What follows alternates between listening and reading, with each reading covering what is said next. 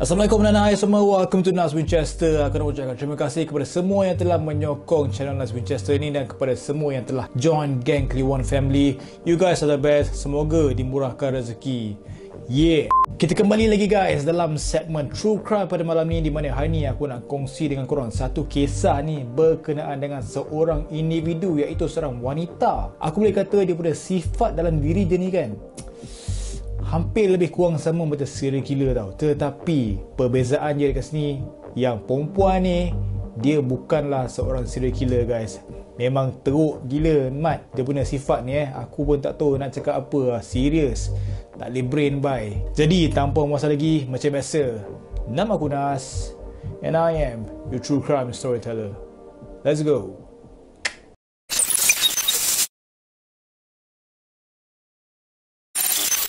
Pada 19 Mei tahun 1983, terdapat satu kejadian yang terjadi di mana seorang wanita ni yang bernama Diane Downs bersama 3 orang lagi anak dia yang berada dalam keadaan yang berlemburan darah telah tiba di sebuah hospital bagi mendapatkan rawatan kecemasan. Bagaimanapun semuanya itu telah pun terlambat guys, apabila anak kedua Diane iaitu Cheryl yang berusia hanya 7 tahun disahkan meninggal dunia, dan 2 orang lagi anak Diane yang bernama Christy dan juga Danny pula telah cedera parah. Sementara itu kan, Diane ni kan, dia sendiri pula mengalami kecederaan pada bahagian lengan kiri dia, dan berdasarkan keterangan daripada dia telah mendakwa bahawa mereka semua telah menjadi mangsa serangan tembakan. So, kejadian tersebut berlaku apabila Diane dia memberhentikan kereta dia yang sedang dipandunya untuk memberi tumpangan kepada seorang lelaki yang tidak dikenali guys. Memang stranger tau Mamat ni Dan lelaki itu kemudian cuba untuk merampas kereta dia, tetapi telah dihalang oleh Diane. Tapi kan, tanpa diduga lelaki tersebut kemudian telah melepaskan das tembakan ke arah 3 orang anak dia itu yang berada di tempat duduk belakang. Macam bapak mental dia ni kan, tiba-tiba kan kau dah tumpang kita orang tapi nak tembak orang. Macam crack gila mat. Dan sama juga macam Diane, dia pun kena tembak, cuma dia boleh tembakkan itu kan hanya kena pada lengan kiri dia. Dan pada saat yang begitu genting pada time tu Diane dia berjaya juga untuk melepaskan diri, lalu terus memecut laju keretanya untuk pergi ke hospital untuk mendapatkan rawatan untuk dia dan juga anak-anak dia. Cuma kan guys, ada satu benda yang pelik kat sini tau. Okey, sebab timbulnya keraguan oleh pihak polis serta kaki tangan hospital dengan keterangan yang telah diberikan oleh Diane itu tau. Sebab perkara ini kan berikutan Diane yang kelihatan begitu tenang sewaktu menceritakan segala-galanya guys. Member chilling gila guys cerita tak ada nak rasa panik ke apa kan. Dia langsung tidak menunjukkan sebarang kesan trauma guys. Okey, tak ada kesan trauma, tak ada reaksi sedih, apatah lagi untuk menangis. Memang tak menangis guys. So itu sebabnya lah kenapa polis macam heran nak gauk kepala kan. Mina ni tenang semacam je ni kan.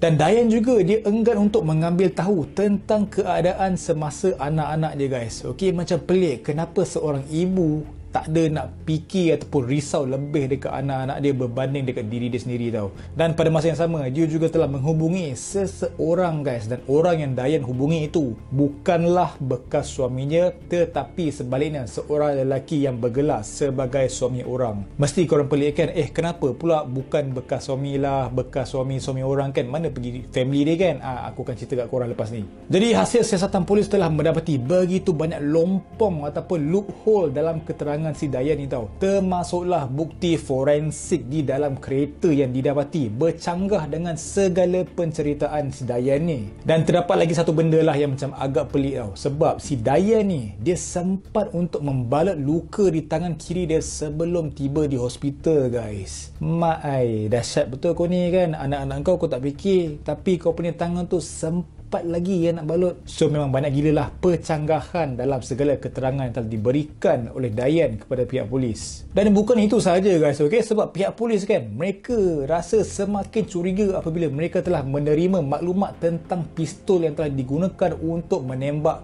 Christy, Cheryl dan Danny adalah sama dengan pistol milik Diane. Dan juga terdapat seorang saksi lelaki telah tampil ke hadapan lagi untuk membantu siasatan dengan dakwaan yang dia melihat kereta yang dipandu oleh Diane itu sebenarnya bergerak begitu perlahan pada malam kejadian, guys. Okey, seperti didakwa oleh si Diane, dia kata dia terus caw kan lepas dia dah ditembak dengan lelaki tu kan. Tetapi terdapat satu lagi saksi yang telah melihat perkara yang sebenarnya yang telah berlaku pada malam itu. So dekat sini memang terus teranglah yang bahawa dakwaan dia itu adalah berbeza daripada dakwaan asal si Dayan yang mendakwa keretanya telah dipandu laju menuju ke hospital. Dan berhubung dengan motif pembunuhan ataupun kes penembakan pada malam itu, persoalan itu terjawab selepas pihak polis berjaya menemui diary Dayan di rumahnya guys. Dan dalam diary dia tersebut tu, Dayan dia ada menulis tentang keobsesannya terhadap seorang lelaki yang bernama Robert Knickerbocker.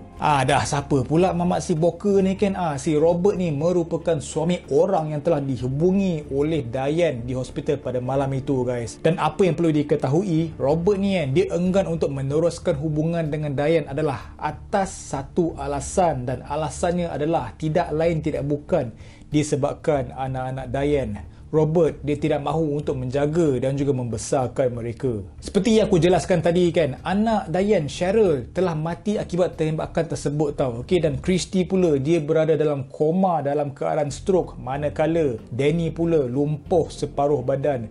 Memang sedih gila guys. Dan kemuncak sebenarnya dalam kes ini guys adalah apabila Christy dia tersedar daripada koma dia. Jadi selepas itu, Christy pun dia berjaya untuk membuka mulut dia untuk memberitahu bahawa Dayan ni, mak dia ni merupakan pembunuhnya yang sebenar guys. Lelaki jahat seperti yang diceritakan oleh Dayan tu langsung tidak wujud sama sekali guys. Memang cerita kencing orang kata lah. Dan disebabkan itu, Dayan pada akhirnya dia telah ditahan pada 28 Februari 1984, iaitu 9 bulan selepas tempoh kejadian pada malam itu. Dayan yang ketika itu sedang hamil anak keempatnya telah didakwa atas kesalahan membunuh, percubaan membunuh dan juga serangan jenayah terhadap anak-anak dia. Mak jenis siapa lah macam ni kan? Aku tak boleh brain by.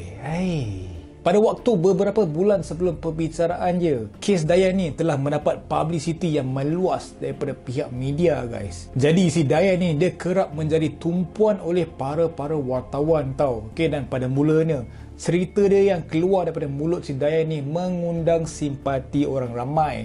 Walau bagaimanapun, lama kelamaan rasa simpati itu telah berubah menjadi rasa menyampah selepas Dayan dia dilihat bersifat narsis dan juga pelik sewaktu dia menjawab soalan-soalan yang telah ditujukan oleh para wartawan. So, siapakah sebenarnya Dayan Downs ni kan?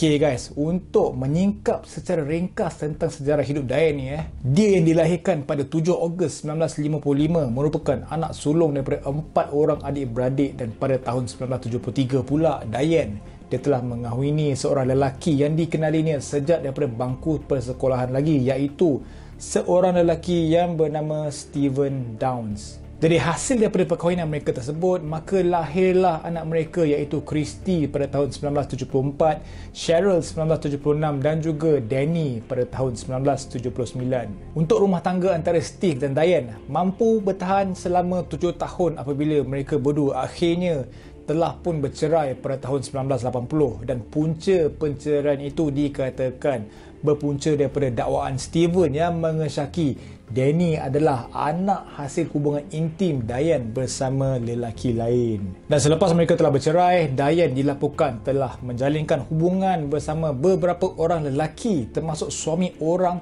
serta pada masa yang sama cuba untuk kembali bersama Steven. Nampak perangai si Bina ni kan, aku jam betul lah. Dan berbalik dengan dakwaan yang dikenakan terhadap Dayan itu, dia yang telah didiagnos ada menghidap beberapa penyakit mental telah dijatuhkan hukuman penjara seumur hidup dengan tambahan lagi 50 tahun. Tetapi 3 tahun selepas dia telah dipenjarakan, Dayan ni dia berjaya untuk melarikan diri untuk seketika sebelum dia berjaya ditangkap semula pada seminggu kemudian.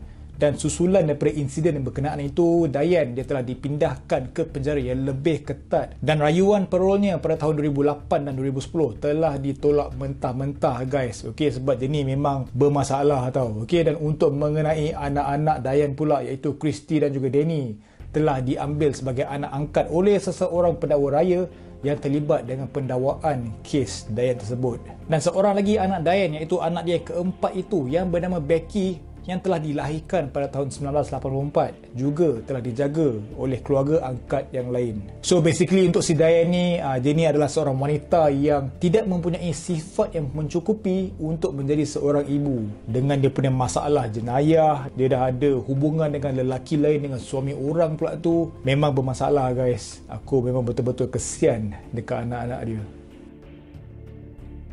Dan itulah dia guys, kisah true crime untuk hari ini. Macam aku cakap dekat awal video tadi kan, kes ini, Diane ni adalah seorang wanita yang dia punya sifat dia kan, ciri-ciri dia seolah-olah macam seorang serial killer. Tetapi apa yang membezakan dia dengan serial killer lain adalah dia ni adalah bukan seorang pembunuh bersiri, which is teruk jugalah, sama teruk ataupun lagi teruk daripada serial killer. Serial killer pun silap-silap petak bila dengar kes si Diane ni. Jadi aku harap korang terhibur dan aku nak minta maaf jika ada sebarang kekurangan ataupun kesilapan. But aku nak cakap terima kasih sebab tengok video aku sampai habis. I really appreciate support guys. Jangan lupa tekan butang subscribe dan juga tekan join Gang Cleon Family. As always guys, never stop creating. I will see you in the next premiere. Stay safe, stay healthy guys. Assalamualaikum. Bye bye.